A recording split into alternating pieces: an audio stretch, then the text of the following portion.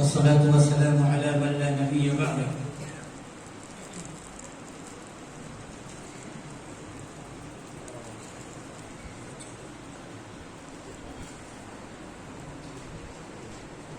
بہت ہی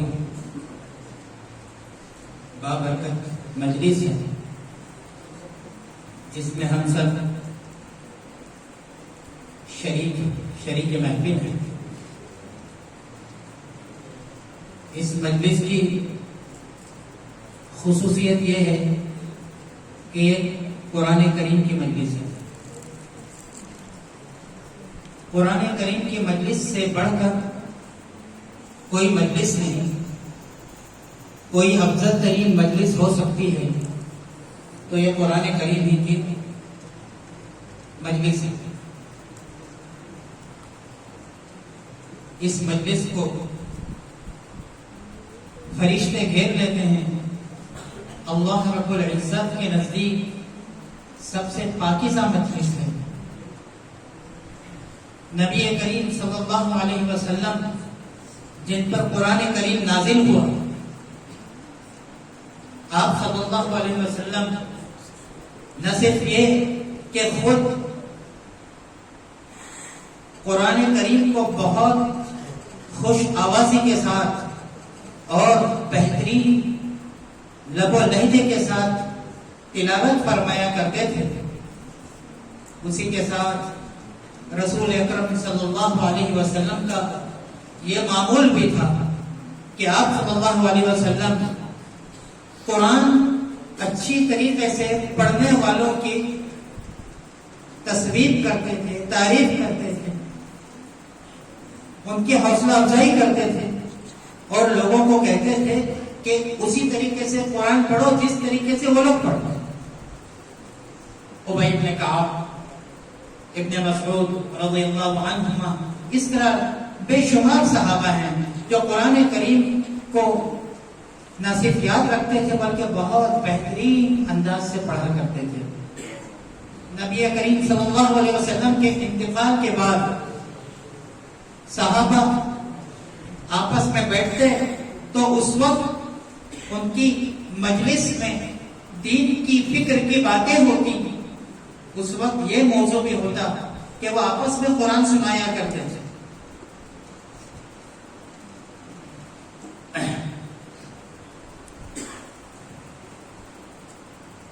ہمارے جو طلبہ یہاں موجود ہیں جو قرآن کریم کو حفظ کر چکے ہیں، وہ طلبہ جو قرآن کریم یاد کر رہے ہیں اور وہ طلبہ جو ناظرہ قرآن پاک پڑھ رہے ہیں، ان کو اس بات کا یقین ہونا چاہیے کہ دنیا کی سب سے اعلیٰ ترین اگر کوئی تعلیم ہے تو ہم حاصل کر رہے ہیں. ہمارے اساتذہ جہاں بہت محنت کے ساتھ، مشقت کے ساتھ، ضبط، تحمل اور صبر کے ساتھ بتدریج ہمارے ان نونہالوں کو پڑھاتے ہیں، وہاں بار بار اس بات کا بھی یقین ان کے دلوں کے اندر القاء کرتے رہیں کہ تم وہ سب سے اچھے اور سب سے افضل ترین طالب علم ہو جن کو اللہ رب العزت نے قرآن کریم کے لیے چنا ہے. عام حالات اس طرح کے ہیں، ماحول اس طرح کا ہے، دنیا پرستی اور مادہ پرستی کا دورہ ہے. اس لیے شکوک، شبہات اور بہت ساری چیزیں، وسوسے ہمارے دلوں میں آتی ہیں. ان وسوسوں میں ایک بات یہ بھی ہے کہ بڑی بڑی جامعات، بڑی بڑی یونیورسٹیاں ہیں، وہاں پر طلبہ تعلیم حاصل کر رہے ہیں اور ان کو بڑے بڑے مرتبے اور بڑے بڑے عہدے ان کو حاصل ہوتے ہیں. دنیا ان کو قدر کی نگاہ سے دیکھتی ہے، لیکن اس ادارے میں پڑھنے والے، قرآن کریم کی تعلیم حاصل کرنے والے، وہ چاہے کہیں بھی قرآن کی تعلیم حاصل کرتے ہوں، انہیں اس بات کا اتقان، ایمان اور یقین ہونا چاہیے کہ جن کے لیے جو بھی مرتبے ہوں، جو بھی منصب ہوں، جو بھی سیلریز ہوں اور اس طرح کے عزت کے مقامات ہوں، وہ اپنی جگہ پر، لیکن یہ تعلیم قرآن کریم کی تعلیم ایسی افضل ترین تعلیم ہے کہ اللہ رب العزت ایسے لوگوں کو قدر کی نگاہ سے دیکھتے ہیں اور دنیا اور آخرت میں ترقی کا وعدہ اس تعلیم کے ساتھ ہے. ایک بات جو اس مجلس میں کرنے کی ہے، ہمارے ذہن میں رکھنے کی ہے، وہ یہ کہ مادیت کا دور دورہ ہے. اس مادیت کا اثر ماحول پر پڑتا ہے، ہمارے بھی ذہنوں پر پڑتا ہے، ہمارے سامنے بھی چیزیں آتی ہیں. اور ایک نعرہ جو ہر جگہ سے ہر وقت سنا جاتا ہے کہ سائنس اور ٹیکنالوجی کی تعلیم بہت ضروری ہے، فلاں تعلیم بہت ضروری ہے. یقیناً سائنس ٹیکنالوجی کی تعلیم ضروری ہے، لیکن یہ تعلیم ان لوگوں کے لیے ضروری ہے جو اس مضمون کے اندر دلچسپی رکھتے ہیں. لیکن قرآن کریم کی تعلیم تو ہر ایک کے لیے ضروری ہے. قرآن کا تجوید کے ساتھ پڑھنا تو ہر ایک کے لیے ضروری ہے. جتنا زور سے اور بلندی کے ساتھ وہ نعرہ لگتا ہے کہ وہ تعلیم ضروری ہے، ہماری جانب سے یہ دعوت دی جانی چاہیے کہ قرآن کریم کی تعلیم سب سے پہلے ضروری ہے. حضرت مرشد تھانوی رحمۃ اللہ علیہ کبھی کبھی مزاحیہ انداز میں فرمایا کرتے تھے کہ اگر گریجویشن کی ڈگری کے لیے اگر تجوید کی تعلیم کو لازم قرار دیا جائے تو جتنے بھی ڈگری ہولڈرز ہیں سب کے سب خالی ہوں گے، کیونکہ دنیا کی چکا چوند جو ہے وہ متاثر کر رہی ہے اور اس بنیاد پر اس تعلیم کی افادیت اس کا چلن عام ہے. لیکن یہ جو طبقہ جن کو مہمانان رسول کہا جاتا ہے، ان کے اساتذہ کا طبقہ، ہمیں جنہیں اللہ نے توفیق بخشی ہے، یہ دعوت بہت ہی شدت کے ساتھ پیش کرنی چاہیے کہ قرآن کریم کی تعلیم سب سے پہلے ضروری ہے. ایک بات مختصر انداز میں، سائنس کے بارے میں کہا جاتا ہے یہ وہ ضروری ہے، لیکن اس کے ساتھ ہم اپنی تاریخ پڑھیں، اسپین تک چلے جائیں، ماضی کے اندلس کو کھنگالیں، تو اس وقت آپ کو یہ دکھائی دے گا کہ جن لوگوں نے فزکس، کیمسٹری، بایولوجی، سرجری اور اس جیسے لاتعداد علوم پر محنت کی ہے، فنون پر محنت کی ہے، فلکیات تک کے لیے انہوں نے دوربینیں ایجاد کی ہیں اور ان کی رصدگاہوں سے انہوں نے 1200 سال پہلے سیاروں کو تخلیق جو ہے اللہ رب العزت کے اس کے نام دے رکھے تھے. سیاروں کی گزرگاہوں کا پورا خلاصہ انہوں نے بیان کیا ہے. یعنی زمین کی زراعت جو ہے ایگریکلچر، وہاں سے لے کے آپ فزکس، کیمسٹری، بایولوجی اس کو آپ شامل کیجئے، اس کے ساتھ یہ رصدگاہوں کی جو تعلیم، علم النجوم جیسے کہا جاتا ہے، فلکیات کی تعلیم جیسے کہا جاتا ہے،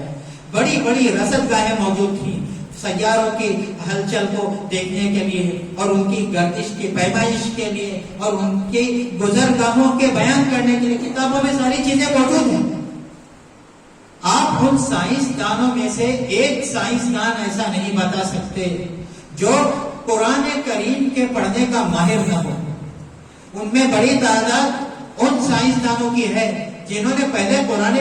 کریم کو حفظ کیا، حفظ کی تعلیم کے بعد انہوں نے عربی اور عربیت کی تعلیم حاصل کی اور اس کے بعد انہوں نے سائنس کی نہ صرف تعلیم حاصل کی بلکہ انہوں نے سائنس کو ایجاد کیا ہے، سائنس کے اصول مرتب کیے. تو آج ہم جب بات کرتے ہیں ہمارے طبقے تک بات آتی ہے اور جس کی وجہ سے اکثر وسوسے بھی ہمارے دلوں میں گھر کر جاتے ہیں، تو اس کی بنیاد یہ ہوتی ہے کہ سائنس اور ٹیکنالوجی کی تعلیم ضروری ہے، لیکن ہماری جانب سے تاریخ کی روشنی میں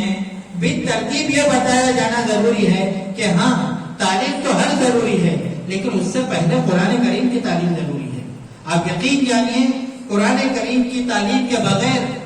کوئی بھی تعلیم کسی بھی میدان میں اعلیٰ تعلیم حاصل کی جائے اس سے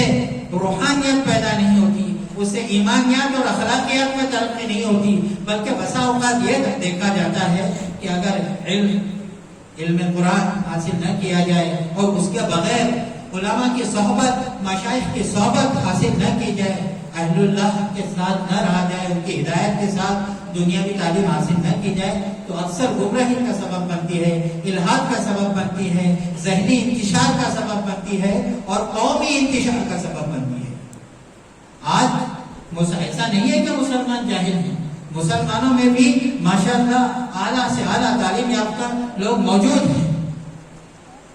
آپ APJ عبد الکلام سے لے کر نیچے تک جہاں جہاں تعلیم حاصل کی جا رہی ہے، ہو سکتا ہے اس کا تناسب مسلمانوں کا کم ہے، لیکن مسلمان اعلیٰ تعلیم میں بہت آگے ہیں ماشاءاللہ جو بھی ہیں۔ اس کے ساتھ ساتھ نئی بیداری کے تحت لوگ ایجوکیشن حاصل کر رہے ہیں، لیکن اس کے باوجود بھی ہماری قوم جو منتشر ہے اور ایک کاز کے ساتھ اگر آگے نہیں بڑھ رہی ہے، وہ اس وجہ سے ہے کہ ہم قرآن پاک کے پڑھانے اور پڑھنے کے بارے میں ہماری قوم متحد نہیں ہے، اس کی اہمیت کو سمجھ نہیں رہی ہے۔ جب تک قرآن کریم کی اہمیت کو سمجھ کر سب سے پہلی تعلیم کے طور پر قرآن کریم کو نہ پڑھایا گیا اور نہ پڑھا گیا تو اس کے نتیجے مثبت نہیں نکل سکتے، اور یہ جو آج انتشار ہے وہ ہر جگہ پھیلے گا۔ ایک شاعر نے کہا تھا جمیع العلم فی القرآن لیکن تقاصر عنہ افہام الرجال، کہ قرآن کریم میں اللہ رب العزت نے ہر علوم کو رکھا ہے، تقاصر عنہ افہام الرجال، لیکن انسان کا ذہن دماغ اتنا چھوٹا ہے کہ اس چیز کو سمجھنے سے قاصر ہے، اور اس چیز کو اس وقت سمجھے گا جب قرآن کریم کو پڑھے، یہ پہلے صحت کے ساتھ پڑھے، حفظ کرے، اس کا معنی مطالب اس کے سمجھے، اس کے اندر غور و تحقیق کرے، اس کی تفسیر تک جائے، اردو تفاسیر پڑھے، عربی نہ جانتے ہو، تب قرآن کریم کی عظمت ہے، اور یہ انسان اور انسانیت کی، مسلمانوں کی ترقی اور ارتقاء کے لیے کتنا ضروری ہے قرآن کریم کا پڑھنا، یہ اس وقت سمجھ میں آتا ہے۔ ابھی یہ کسی بھی چیز کا بیس ہے، بنیاد ہے۔ ایک منٹ میں اپنی آخری بات ایک منٹ میں ختم کرتا ہوں۔ جب تک علامہ اقبال انہوں نے قرآن کی تعلیم حاصل نہیں کی تھی اور قرآن کی تعلیم کے اندر تعمق اور گہرائی حاصل نہیں کی تھی، اس وقت علامہ اقبال کا جو نظریہ تھا نا، وہ ایک علاقے اور وطن تک محدود تھا، اور اس وقت ان کی جو نظم جو مشہور ہوئی وہ تھی سارے جہاں سے اچھا ہندوستان ہمارا، اپنے وطن اور اپنے مولد کے ساتھ وابستگی کا ہونا، یہ انسان کی فطرت ہے، انسان کے خمیر میں ہے۔ وہ اپنے خمیر کی تابع داری میں، حالانکہ فلسفی کی تعلیم حاصل کر چکے تھے آکسفورڈ سے، اور اس رام پر چل رہے تھے، جب تک ان کا بیس قرآن نہیں ہوا تھا اور قرآن کی تعلیم کی گہرائی نہیں ہوئی تھی، تب تک ان کا جو نعرہ اور نظریہ تھا وہ یہ تھا سارے جہاں سے اچھا ہندوستان ہمارا، ہندی ہے ہم وطن ہے سارا جہاں ہمارا۔ جب اقبال کا مطالعہ بڑھا، یہ بھی انسان کی طبیعت میں شامل ہے، لیکن جب ان کا مطالعہ بڑھا اور اس مطالعے نے گہرائی حاصل کی، اور انہوں نے جو فلسفی دنیا بھر کا فلسفہ پڑھ رکھا تھا، جرمن یورپ کے ساتھ مسلمان مفکرین اور فلسفہ، ان کی جو فلسفیانہ گفتگویں کتابیں انہوں نے پڑھی تھی، اس کے ساتھ جب قرآن کریم کی گہرائی شامل ہوئی تو اس وقت کی جو ان کی نظم ہے، وہ اپنی پہلی والی جو نظم ہے سارے جہاں سے اچھا ہندوستان ہمارا، اس کا تتمہ ہے۔ وہ کیا ہے؟ چین و عرب ہمارا، ہندوستان ہمارا، چین و عرب ہمارا، ہندوستان ہمارا، مسلم ہے ہم وطن ہے سارے جہاں ہمارا، مسلم ہے ہم وطن ہے سارا جہاں ہمارا۔ اس کی عربی بھی ہوئی ہے، عربی میں اس کا بھی ترجمہ ہوا ہے، اس کو سلو عرش کسرا سلو قیصرا سلو سینا والہند والبربرا، اس عنوان پر اس کا عربی میں ترجمہ ہوا ہے۔ اس کو کورس میں پڑھا جاتا ہے تو بڑا جاندار پڑھا جاتا ہے، ڈابھیل میں نادر عربی کے اجلاس میں اس کو پڑھا گیا تھا، بڑا وہ جاندار تھا۔ بہرکیف علامہ اقبال نے آگے جو قرآن کریم کو کو حاصل کرنے کے بعد جو ان کا جو یہ ہوا کہ مجھے محبت ان جوانوں سے ہے، مجھے محبت ان جوانوں سے ہے جو ستاروں پہ ڈالتے ہیں کمن. اب تو وہ ہندوستان کے بعد عالم پر بھی نہیں رہے، اب تو وہ انفس و آفاق تک پہنچ گئے. یہ تمام کے تمام قرآن کی ہدایات ہے اور یہ قرآن کی تحریک ہے جس کے بنیاد پر انسان یہاں سے اٹھ کر اوج ثریا تک پہنچتا ہے اور اس طرح وہ سوچتا ہے، اس بات پر قوم کی تعمیر بھی کرتا ہے. آخری بات یہ کہ ایک موقع پر اقبال نے، جو کہ اقتباس کی شکل میں بار بار آتا ہے، اقبال نے کہا تھا کہ یہ جو مدرسے ہیں، ان مدرسوں کو اور ان مکاتب کو اپنے حال پر رہنے دو، یعنی ٹھیک قرآن کی تعلیم جو ہے اس طرح کرنے دو، ان کو چھیڑو مت. یعنی ان کے اندر تم نئے نئے زاویے، نئے نئے فکرے، نئے نئے فلسفیز اس میں شامل مت کرو. کبھی اگر یہ درس گائیں اور یہ قرآن کے مراکز اگر ختم ہو گئے تو میں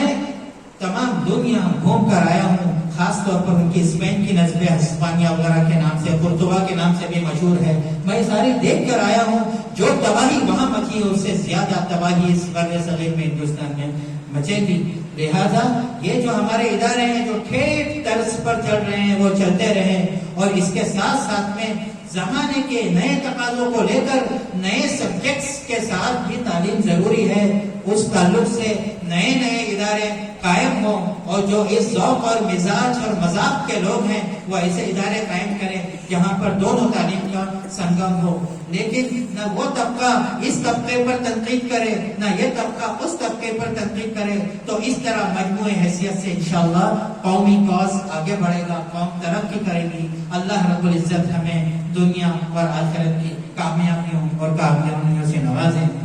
وآخر دعوانا الحمدللہ.